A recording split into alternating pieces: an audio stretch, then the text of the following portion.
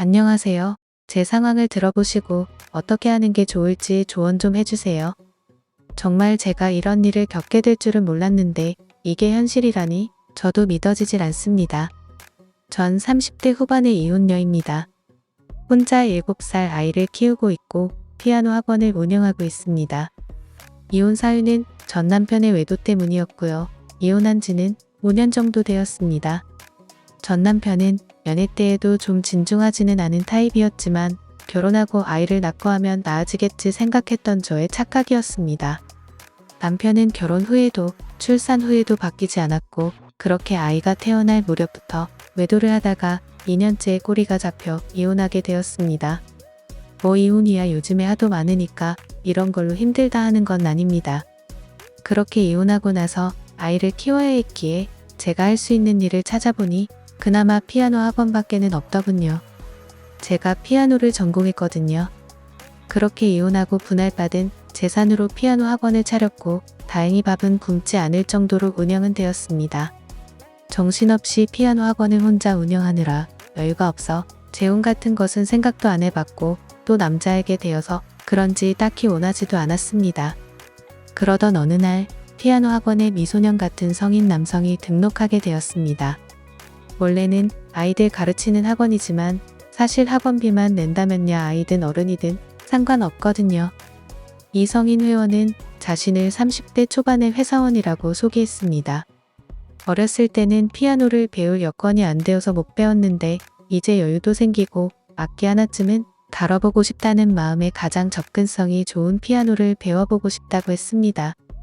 저는 성인을 가르쳐보는 것은 처음이었지만 그래도 학원비를 내니까 일단 아이들 커리큘럼으로 가르쳐보기로 했습니다. 피아노를 배우는 자세가 아이들과는 다르니 가르치는 보람이 있는 학생이었습니다.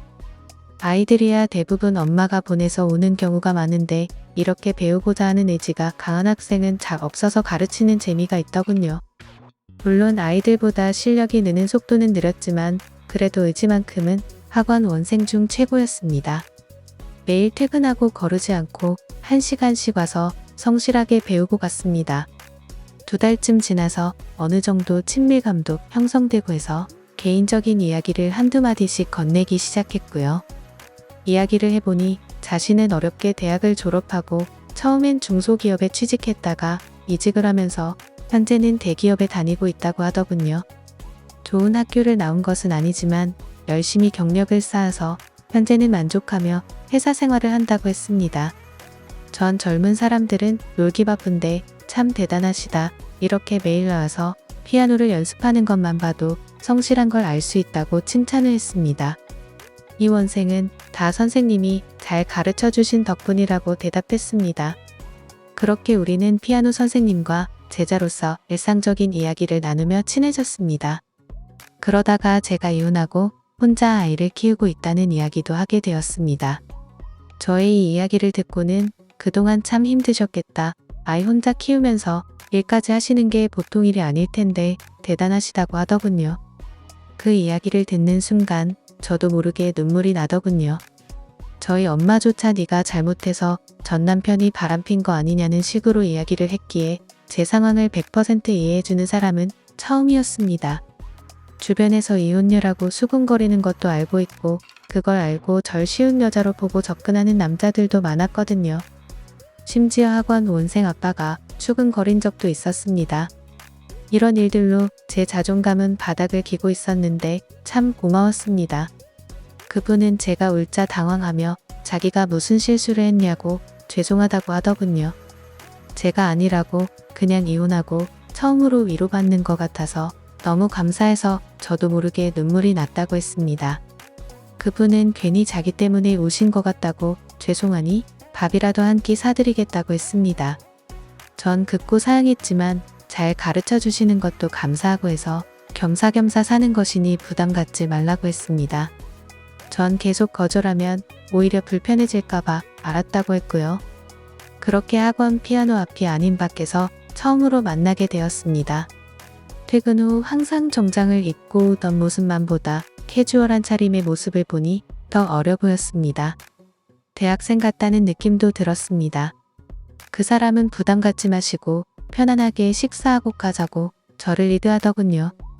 저보다 한참 어렸지만 행동과 말이 어른스러웠습니다. 또래 친구 같다는 생각도 했습니다.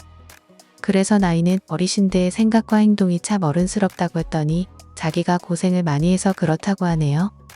그러면서 어렸을 적 이야기를 하는데 어머니가 일찍 돌아가시고 집안 사정도 어려워 아버지가 항상 일하느라 집을 비워서 혼자 자라는 과정이 쉽지만은 않았다고 하더군요. 어린 나이부터 혼자 음식하고 집 치우고 외로움과 싸우는 게 참 어려웠다고 담담히 이야기하는데 저와는 다른 아픔이지만 아픔을 가진 사람끼리 동질감을 느꼈습니다. 이런 어두운 이야기는 그만하고 재밌는 이야기만 하자길래 요즘 아이 키우는 이야기, 그리고 이직해서 회사 다니는 이야기 등 서로의 이야기를 했습니다. 오랜만에 제 속 이야기를 터놓을 수 있어 기분이 좋았습니다. 그렇게 즐겁게 식사를 마친 후 우리는 한층 더 가깝게 지냈습니다. 개인적인 이야기를 나누고 나니 친구가 된 느낌이었습니다. 그 이후로 우리는 종종 선생님과 제자의 사이가 아닌 서로를 이해하는 친구로 연락을 주고받았습니다. 그렇게 2달이 지나고 나서 갑자기 주말에 시간이 되면 아이와 같이 만나자고 하더군요. 놀이공원 티켓이 생겼는데 같이 가자고요. 전 그건 좀 부담스럽다고 했으나 못 가면 티켓 버려야 한다고 부담 갖지 말고 가자고 했습니다. 전 어차피 주말에 아이와 할 일도 없고 아이가 놀이공원에 가면 좋아할 것을 상상하며 마지못해 수락했습니다. 그날 놀이공원에 가서 제 아이와 처음으로 인사를 시키고 하루 종일 즐겁게 보냈습니다. 아이가 아직 어려서 오래 걸으면 힘들다고 보채고 이것저것 눈에 보이는 걸 사달라고 떼쓰는데 화 한 번 내지 않고 아이를 잘 다루더군요. 한순간이었지만 이런 사람과 가정을 꾸렸다면 어땠을까 하는 상상을 하게 되었습니다. 정말 자기 자식을 돌보는 것 마냥 상냥하게 아이와 잘 놀아줬습니다. 집에 돌아와서 아이도 오늘 정말 재미있었다고 오늘 그 삼촌 좋다고 하더군요. 속으로 엄마도 좋아라고 했지만 겉으로는 오늘만 논 거니까 다시 못 볼 수도 있어 라고 해줬습니다. 아이는 그러지 말고 다음번에도 또 같이 놀자고 하더군요. 다음 수업 시간에 아이가 정말 재미있게 놀아서 또 놀고 싶다고 할 정도였다고 말해주었습니다. 주말을 즐겁게 보낸 감사 인사였지요. 그 이야기를 듣고는 자기도 아이가 자기를 잘 따라줘서 즐거웠다고 다음에 기회가 생기면 또 놀러가자고 했습니다. 내심 또 놀러가자는 말에 제 마음도 설레었습니다. 혹시 저 사람도 나에게 마음이 있는 건 아닐까? 하고요. 욕심내면 안 되는 상황이지만 아이를 위해서 또 저를 위해서 저 사람과 잘 되는 상상을 하게 되었습니다. 그렇게 놀이동산 이후로 부쩍 더 가까워진 우리는 일주일에 2-3번 정도 같이 식사를 하거나 차를 마시기 위해 만날 정도로 가까워졌습니다. 아이를 봐줄 곳이 없으면 데리고 나와도 괜찮다고 자기는 상관없다고 배려도 해줬습니다. 아이는 삼촌을 만나러 간다고 하면 무척 좋아했습니다. 그러던 어느 날 아이가 갑자기 우리 아빠 해주면 안 돼요? 하더군요. 전 너무 놀라서 그런 말 하면 안 돼. 삼촌이 놀라잖아 하고 아이를 나무랐습니다. 아이는 왜 삼촌이랑 있으면 좋아서 그러는데 하고 토라졌지요. 전 제 마음을 들킨 건가 싶어서 얼굴이 화끈거리고 어쩔 줄 몰라 했습니다. 그런데 그 사람은 아이에게 너가 괜찮다면 삼촌도 아빠 할 수 있지 하고 대답을 하는 겁니다. 전 무슨 소리냐며 손사래를 쳤습니다만 속으로는 내심 기뻤습니다. 나에게도 기회가 있는 게 아닐까 하고요. 그날 밤 그 사람은 저에게 고백을 했습니다. 사실은 자기도 저를 마음에 두고 있었는데 자기는 미혼이니 부담스러워하지 않을까, 그리고 아이에게 상처가 되지 않을까 해서 말하지 못하고 있었다고요. 괜찮다면 만나보는 게 어떻겠냐고 했습니다. 전 연하에 게다가 미혼인 이 사람을 어떻게 만나야 하나 하는 걱정이 앞섰고 이런 이야기를 했습니다.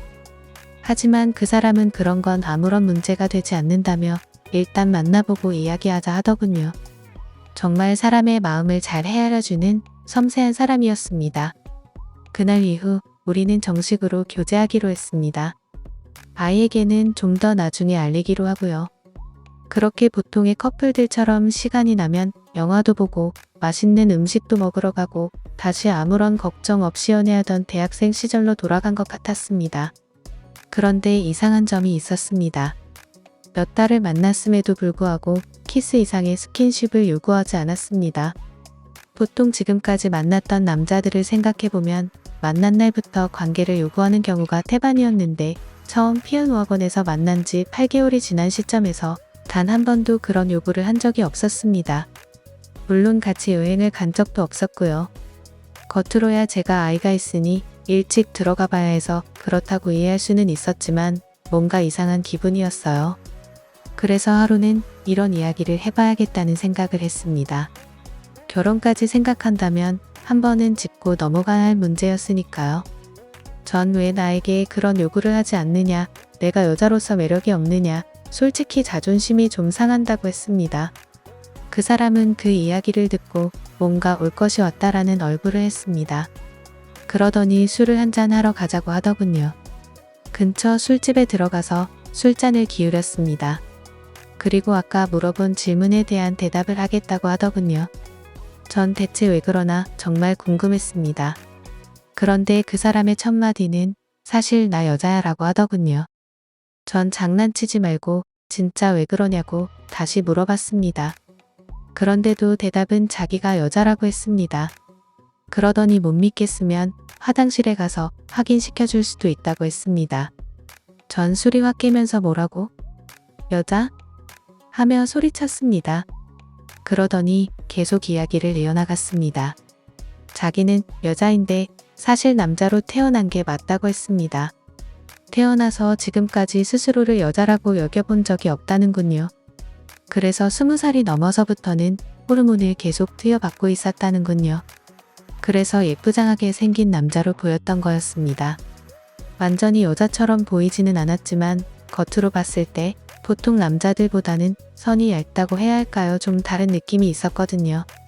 그러면서 호르몬제를 계속 맞으면서 남자로 살 거고 언젠간 성별 정정도 할 거라고 했습니다. 그때까지 자기와 살면서 때가 되면 혼인신고해서 같이 아이 키우면서 살자고요. 전 너무 혼란스러웠습니다. 자상하고 젠틀한 이 사람이 남자가 아니라 여자였다고? 내 인생은 왜 이렇게 어렵냐 하는 원망도 들었습니다. 하지만 곧 법적으로도 남자가 될 거라고 하는데 이렇게 좋은 사람을 내가 또 만날 수 있을까? 하는 생각도 들었습니다. 전 잠시 생각할 시간을 달라고 했습니다. 단순히 생물학적 성별이 여자이기 때문에 포기하기에는 너무 좋은 사람이었으니까요. 그 이후 2주의 시간이 흘렀고 아직도 전 고민하는 중입니다. 주변의 시선이 어떠할까? 아이가 새아빠가 사실은 여자였다는 걸 알게 되면 어떻게 받아들일까 하는 생각들이 머릿속에서 해결되지 않는 채 뒤죽박죽이었습니다. 여러분이라면 어떻게 하시겠어요? 남자로 살아가는 여자를 남편으로 받아들여도 될까요? 정상적인 가정을 이룰 수 없을 바에는 시작하지 않는 게 좋을까요? 제게 왜 이런 시련이 또 생겼는지 정말 하늘이 원망스럽고 고민하며 결론을 내지 못하는 제 자신도 원망스럽네요.